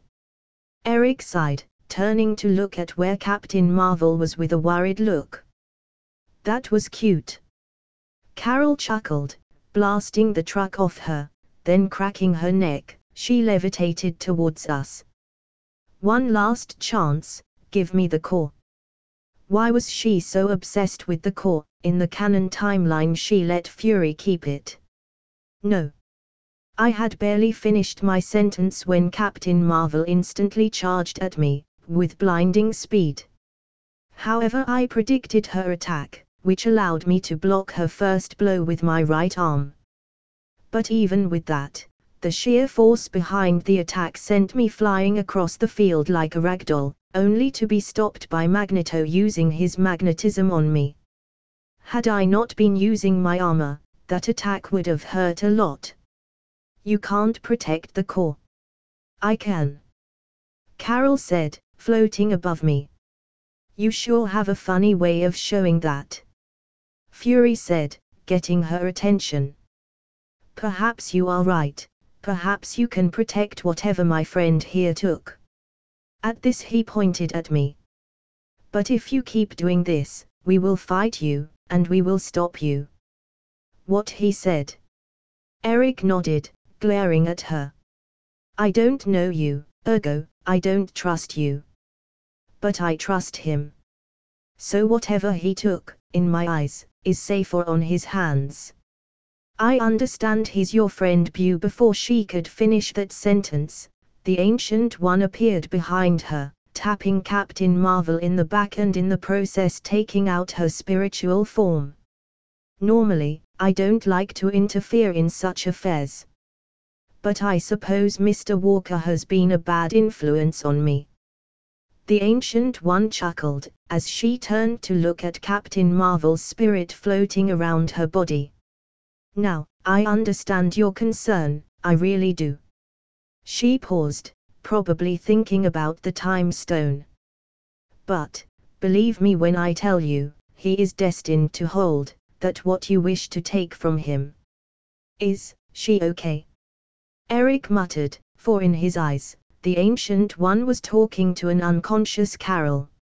She is talking with her spirit. I replied. That answers nothing. Eric sighed. Shouldn't we take this chance to kill her? Bucky asked. No. We might need her in the future. I replied. Dad. I brought you Goose. Emily, who had disappeared before the battle even began, ran towards me, Goose in her arms. He can eat her. Look at Emily, planning for the team. Fine, Carol's spirit sighed. Good, now please behave. The Ancient One smiled, putting Carol back on her body. I suppose the core doesn't need my protection, not when you have all these friends. Carol said. I pity the man that ends with you. Eric said, glaring at her. Or the woman, I don't judge. I just pity them. So. Can I get a burger? Carol asked. Before I could reply, Fury took a step forward. Sure, just let me untie Maria. Why did you tie her? I asked him. She was about to help her. So I tied her up. Fury replied. I chuckled. After that short-lived battle with Captain Marvel, we had the most awkward barbecue ever. After said uncomfortable barbecue was over, Carol gave Fury and me a beeper, to call her in case of an emergency. Well, I am off, Carol said, giving me a look. Take care. I looked at her, and smiled, if only because I was polite. Same. I can feel the love. Carol chuckled. I hope next time we see each other, you won't be trying to kick Alex's ass. Fury said, as he came to say his goodbyes to Carol. Who knows, I kinda enjoy fighting him. Carol grinned. Okay, I am not emotionally invested in this, so I am off to do literally anything else. I said, opening a portal to Italy, where Bucky, Eric and Emily waited for me, for it was pizza day. It's pizza day? Fury asked, and I nodded. Fury smiled, turning to Carol. Take care, bye Tilda, and with that he walked through the portal. Until next time. Carol said. Let's hope it's not too soon. I chuckled, for if she was ever needed here, it would be for the likes of Thanos, or other big threats. Peace was a rare occurrence in the Marvel Universe, or any universe for that matter, even the one from where I came. But with the events of Captain Marvel already behind me, peace was finally here. For at least a decade, that is. I remembered a few things about the MCU. One was that I had until 2004 to plan and become stronger, for in 2004 the events leading to Endgame would begin, with the birth of the Hulk. From that point, I would have around 15 years to prepare for Thanos and his army, meaning this decade without important events was the decade of my making, a decade I would use to become the strongest I could possibly be. My plan. Dungeons, dungeons, and more dungeons. In short, I would travel around the world collecting dungeons, and doing them, in a grindy manner. All while I came back home to be a dad. Portals were sure handy when it came to that, for no matter where I went, I had access to my home at any given time. 10 years. I chuckled, looking at the sky as I did so, from the window of my penthouse in New York. 10 years to prepare for what is coming. 10 years before MCU Phase 1 really started, 10 years before the threat of the Mad Titan became a real shadow looming above us. In reality, I had a bit more than 20 years to prepare for the events of Infinity War and Endgame. If things went well, I would be ready. But for now, my timeline was that, 10 years, or 9 years and 6 months to be precise. Dad. Emily said, getting my attention. Emily Walker LV35. I looked at her, and I couldn't help but feel proud of how strong she already was, of how strong she would be. Yes, sweetie. Can we watch a movie tonight? Emily asked, with puppy eyes activated. Sure, but first clean your room. I winked. Okay. And with that, she ran towards her room with a happy smile on her face. 10 years. I chuckled. More than enough time. I chuckled. More than enough time to become the Mad Titan's killer. Next day, I woke up to start my long prep for what was to come. Of course, first I took Emily to school, and then I went to my day job, which was basically supervising my company and my investments. After that, I would go and do some dungeons I had found before the events of Captain Marvel that were around my level. One more reason to love my satellite, it shows me where every dungeon and raid is in the entire globe, giving me easy access to them. Lamentably enough, raids are way above my current level, heck the earliest raid is level 250, but eventually I would get there. I was after all level 157. Heck, some of the raids were even level 500 and higher. I can only imagine how hard those babies are. I will probably need a group for them, like one does in a normal raid. Anyway, back to what I was doing, working and making some money. Time to work. I smiled, opening a portal to my office in my company. Working as the chief executive officer for my own company was incredibly dull and bland. But life was not always full of thrill and excitement, so in the end, I was happy with a bit of monotony. I mean, a few years ago I used to be a college student watching movies with his friends, and now I am a dad, a warrior, and in a way, a prophet. Though, regardless of my love for the new shade of monotony in my life, I needed to find someone to take care of my company if I wanted it to actually grow, a CEO capable of running the train without my constant supervision, someone making money for me. Perhaps I could steal Pepper from Tony. Nah, she is much too young right now to be leading a company. Also, I need someone with knowledge in physics and other sciences. Sir. My secretary knocked at the door of my office. Yes. I replied, looking at the door as I did so. Hank's pizza is here. Oh, my lunch was here. Wait a minute. Hank PYM, he can be my CEO, he's smart, and fills all the criteria boxes. Keep the pizza, I have something to do. I replied as I pulled my phone from my pocket to call Fury. Nick Fury POV. 2 weeks in Hawaii, and I lose a fucking eye to one of them terrorist bitches. I didn't lose the fucking eye to Hydra, nor to the Space Bitch Patrol, but to humans. Alex won't ever let this die down, and what's even worse, Bucky now has material to work with. Coulson, you do the paperwork, I have shit to do. I ordered, as I walked to my quarters. If there was any consolation to this, it was that at least, soon enough I would have no need for doing such missions, with the current director of S.H.I.E.L.D. retiring, and naming my ass as his successor and all, I would be the one giving the missions. Tilda, a bitch, it's calling, answer the phone. Tilda. Alex is calling her. Hello. I said, taking the call. Already imagining what came next. Tilda. Fury, I need your help. Tilda. Fury, I need your help. Ha ha. Fucking nailed it. What is it this time? I asked with a chuckle. I need to know where Hank PYM lives. Alex replied, sounding rather excited about all of this. I think I can find that information, but can I know why?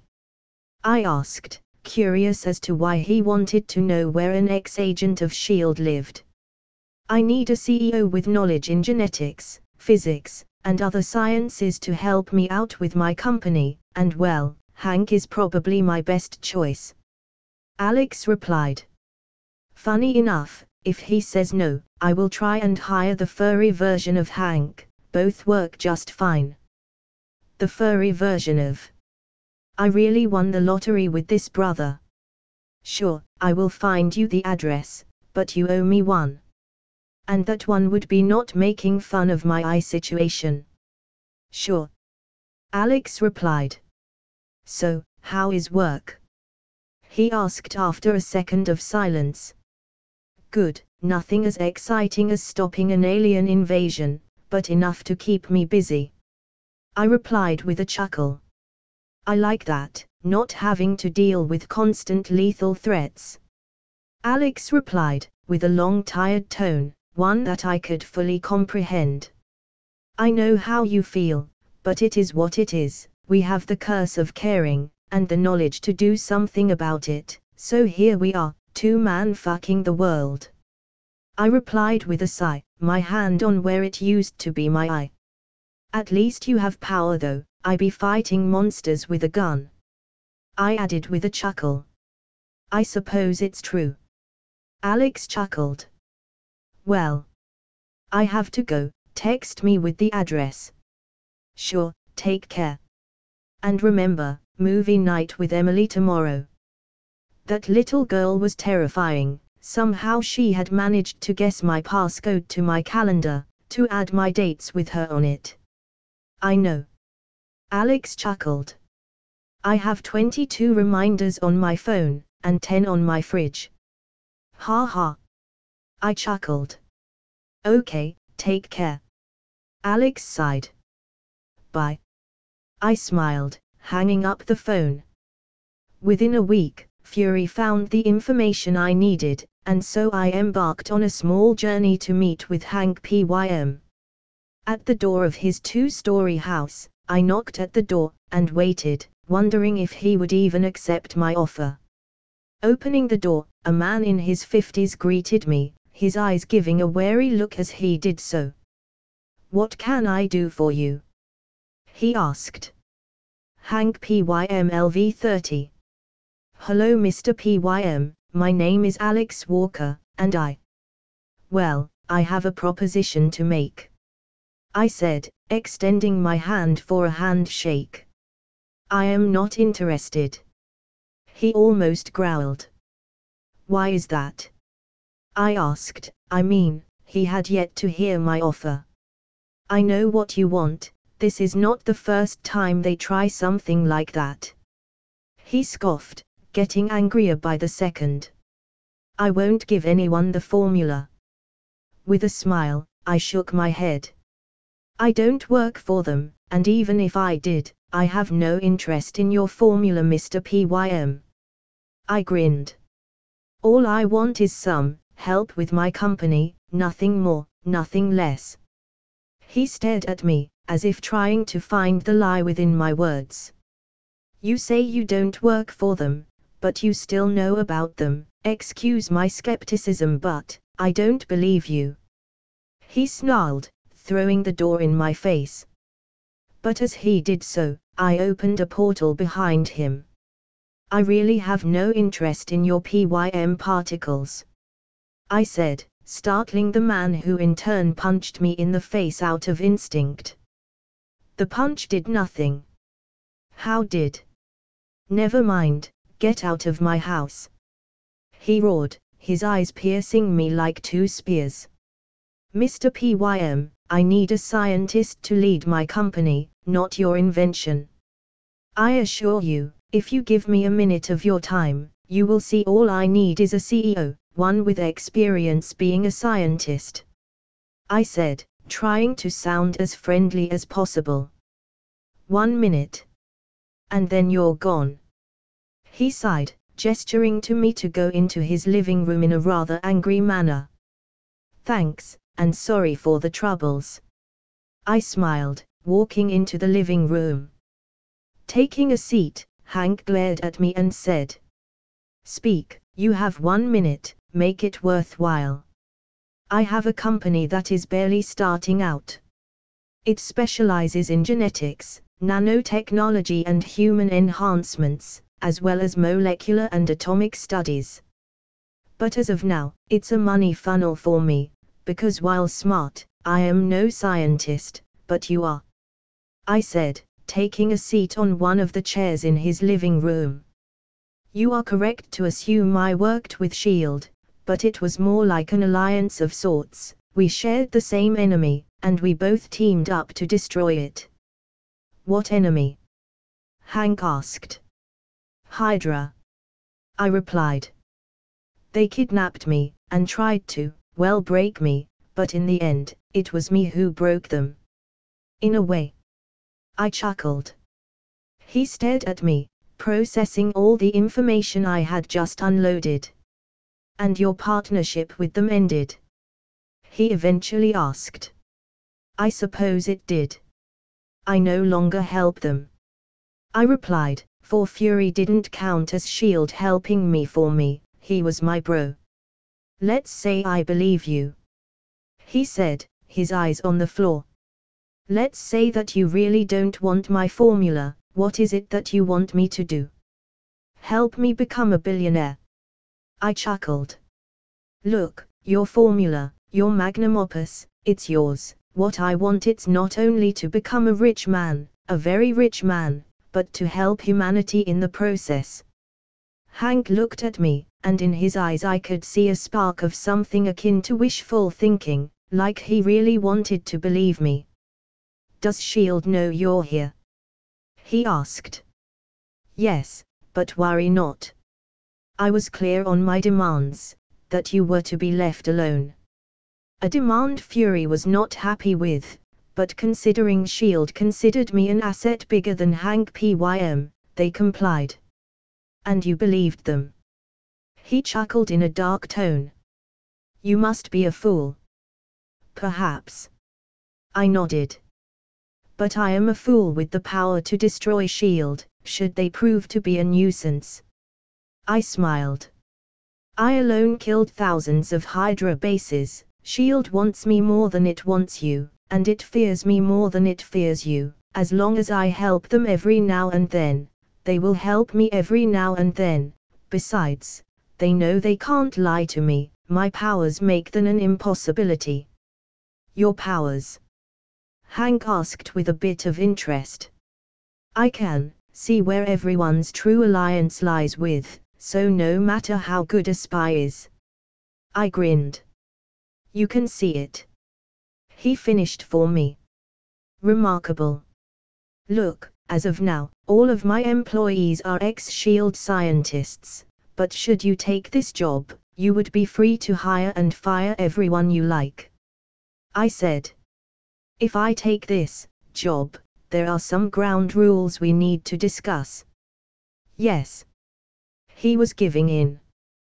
1. No S.H.I.E.L.D. for me. You can keep your alliance with them, but keep them as far away as possible for me.